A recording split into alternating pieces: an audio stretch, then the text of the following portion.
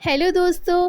आज मैं आपको जो कहानी सुनाने जा रही हूँ वो कहानी है एक जादुई हार के जादू की। तो चलिए दोस्तों देखते हैं आज की कहानी। काफ़ी अरसा पहले की बात है। एक बहुत ही सुंदर राजकुमारी जिसका नाम मानवी था। मानवी का जन्मदिन पर उसकी माँ उसे गिफ्ट के तौर पर एक हार देती है और मानवी को कहती है, बेटी ये हमारी रानियों का जादुई हार है। ये हर मुसीबत में तुम्हारी मदद करेगा।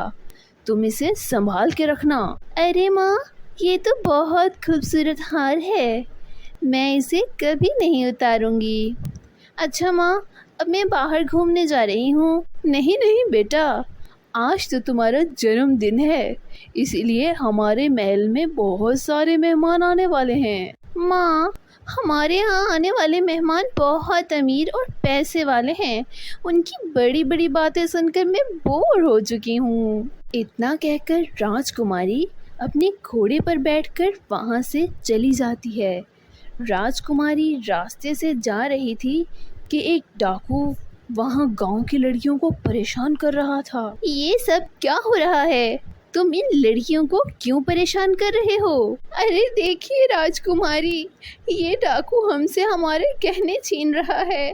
प्लीज हमें बचा लीजिए। अरे वाह, यहाँ तो राजकुमारी भी आ गई। अब मैं तुम लोगों के साथ साथ इस राजकुमारी के गहने भी लूट लूंगा। तभी डाकू की नजर राजकुमारी के हार पर पड़ जाती है। ये हार तो बहुत ही सुंदर और चमकदार है।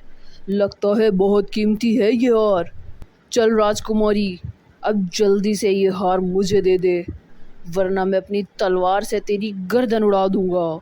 इतना कहकर डाकू हार उतारने के लिए आगे बढ़ता है, लेकिन हार कोई जादू से डाकू के हाथ से तलवार गायब होकर राजकुमारी के पास आ जाती है।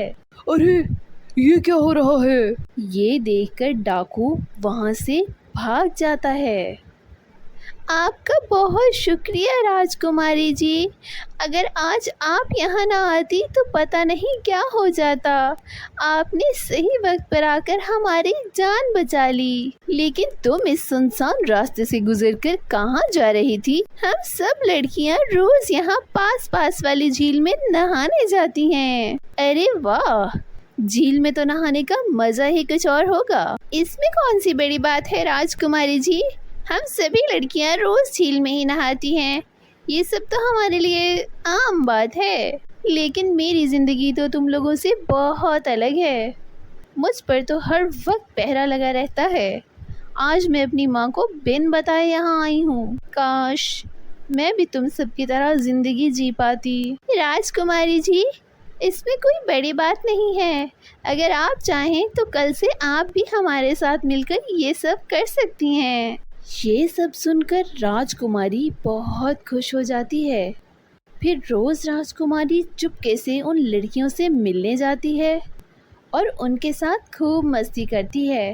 फिर एक दिन, राजकुमारी मनवी, आप रोज रोज माँ को बिन बताए महल से बाहर जाती हैं और रोज रोज आपके कमरे में अपनी जगह मुझे सुला देती हैं। देखिए, आप एक राजकुमारी हैं और इस तरह अकेले घूमना बिल्कुल भी ठीक नहीं है। अपनी जान को भी खतरा हो सकता है। तुम सब लोग तो बेकार में ही डरती हो। मुझे कुछ नहीं होगा। इस तरह राजकुमारी अपनी दासी की बात को नज़रअंदाज करके वहाँ से चली जाती है।